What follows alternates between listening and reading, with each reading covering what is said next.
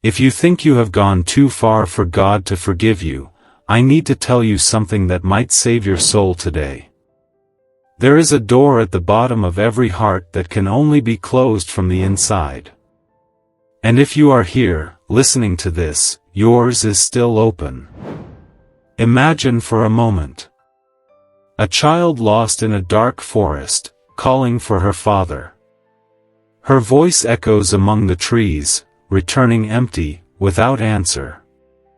She cries louder, more desperately, until, exhausted, she stops calling. She sits on the cold ground and whispers to herself, "He is not here anymore. He abandoned me."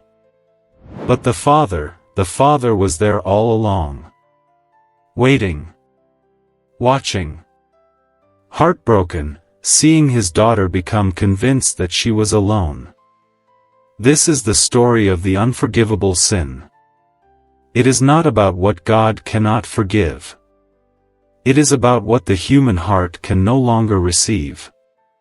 Perhaps you are experiencing this now, feeling a great emptiness in your heart.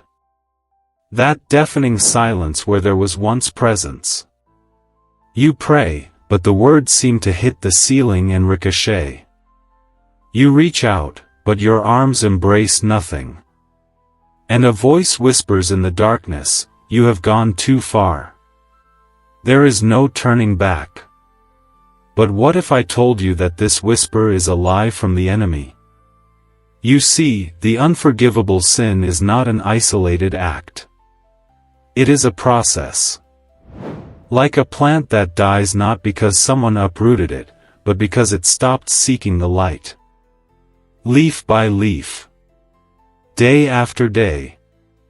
Until its roots dry up and it no longer recognizes the sun when it shines. It started small, didn't it? Perhaps with an unanswered prayer. A dream that died. A betrayal that deeply wounded you. You still tried to speak to God, but something was different. An invisible wall. A veil. As if your words were nothing more than a monologue before a mirror. Then came the anger. Why did he allow this? Why didn't he intervene? Why this silence when you most needed a voice? And the anger, over time, turned into indifference. You stopped asking why. You stopped waiting for answers. You stopped feeling his presence. And one day, without realizing exactly when, you stopped believing there was someone on the other side listening to you. This is the dark path of a heart that closes. Not like an iron gate slamming shut, but like a flower that closes petal by petal when night falls. Only this time, the flower decided that dawn is an illusion. But let me tell you a secret about God that few people understand. He does not give up when you stop talking. He does not leave when you close your eyes. He does not remove his presence when you deny his existence. Do you know what he does? He waits. Like a father on the porch, watching the road, waiting for the son who swore he would never come home again. And here is the truth that can save your soul today. If you still feel the weight of this absence, if there is still pain where there should be peace, if there is a God-shaped void in your chest, then the door is not locked. It is only closed. Let me show you what the unforgivable sin actually is, because most people misunderstand it completely. In Matthew chapter 12, the Pharisees watched Jesus cast out a demon. They saw undeniable goodness, miraculous healing, liberation from evil. And they looked at it and said, "He does this by the power of Satan." They called the work of the Holy Spirit demonic. Not by mistake. Not in confusion. But by deliberate, willful rejection of what they knew in their hearts was true.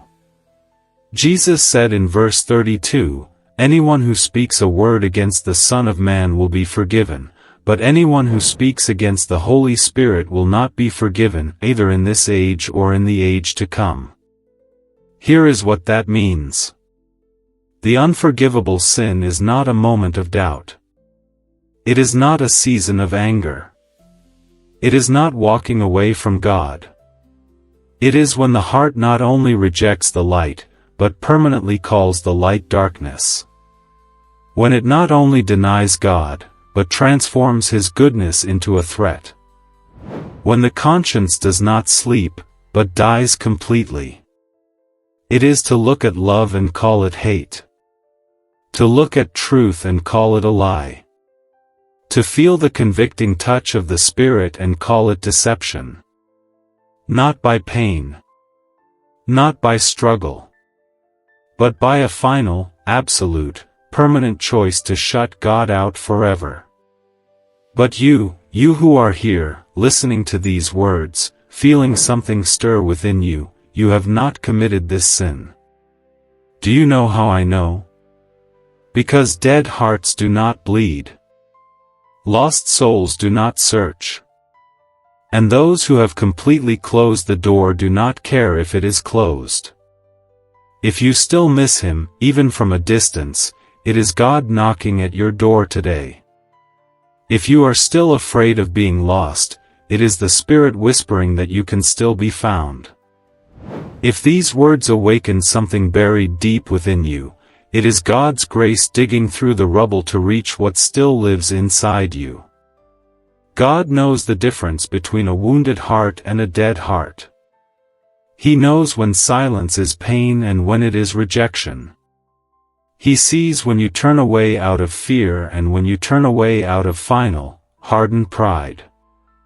And for the wounded heart, for the weary soul, for the one who has turned away but still looks back, His mercy is renewed every morning. His love is patient beyond comprehension. His grace is greater than your capacity to fail. Remember the child lost in the forest? There is a part of the story I have not told. The father never stopped calling. The child simply stopped listening. She convinced herself that the wind in the trees was just wind. That the footsteps following her were imagination. That the presence she felt was just loneliness playing tricks on her mind. But in a moment of utter despair, when there was no more strength to deny, when defenses crumbled and pride shattered, she whispered in the darkness, "Father, if you are still there." And before she could finish the sentence, arms embraced her. Not from a distance. From right beside her. Because He had been there all along. Waiting not for her to find Him, but for her to stop running away. This is the God you thought you had lost. The God you thought had given up on you. He did not go away. You just closed your eyes. He did not stop speaking. You covered your ears. He did not remove His presence. You built walls. But walls built by human hands can be torn down by divine love. And all He needs is an opening. A crack. A whisper that says, maybe I was wrong. Maybe you are still there. Do you know what happens when a hardened heart finally breaks? It does not shatter into destruction. It opens to redemption. Like a seed that must break open so life can emerge from within. Your sin is not unforgivable. Your distance is not irreversible. Your darkness is not permanent. Because the unforgivable sin is not what you did. It is insisting there is no forgiveness. It is not how far you have fallen. It is refusing the hand reaching down to lift you. It is not closing the door. It is throwing away the key and denying a key ever existed. But if you are still searching for that key, even while saying the door does not exist, if you are still touching the doorknob, even while swearing there is nothing on the other side. If you are still here, listening to a message about a God you say you no longer believe in, then there is hope. Not small. Not distant. But alive, present, pulsing in your chest right now. Right now, you have a choice. You can close this video and go back to believing the lie that it is too late. Or you can take one small step toward the Father who never stopped waiting. Just one step. That is all He is asking. Close your eyes for just 10 seconds. And say this, even if you do not fully believe it yet. God, if you are still listening, I am still here. I do not know how to come back, but I want to try. Help me believe you are waiting for me. That is it. That is your first step. And I promise you, He is already running toward you. All this time, while you believed you were shouting into the void, God was collecting every word. While you thought you were walking alone, He was matching His steps with yours.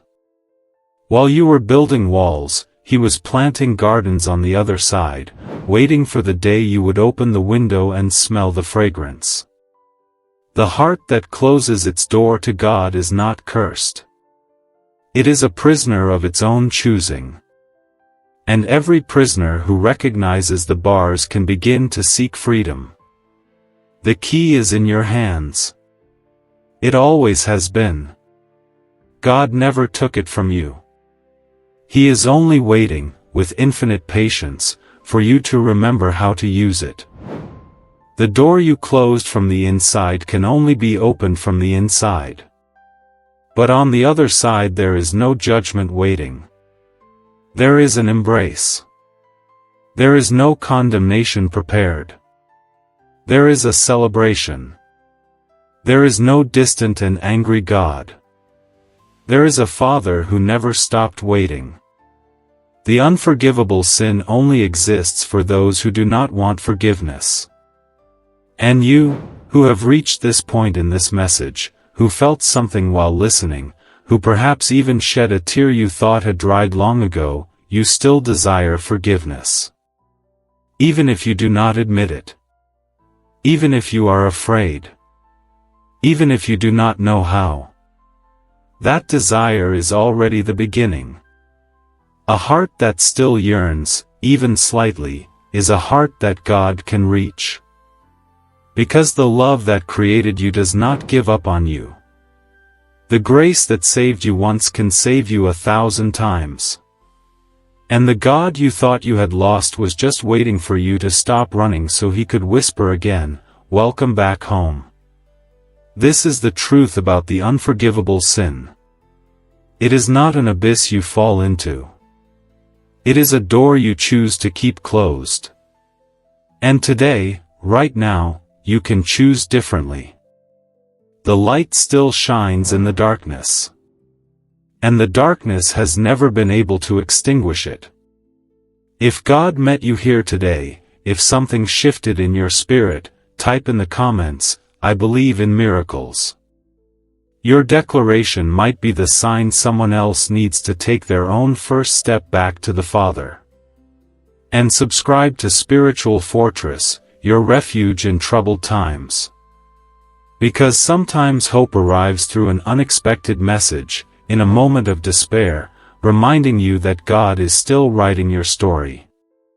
And the best part? He specializes in redemption, in restoration, in bringing light to the darkest places. Return to the Father with an open heart. He has been waiting for this moment longer than you know. Thank you for being here. May God abundantly bless your life and your family. Until the next message.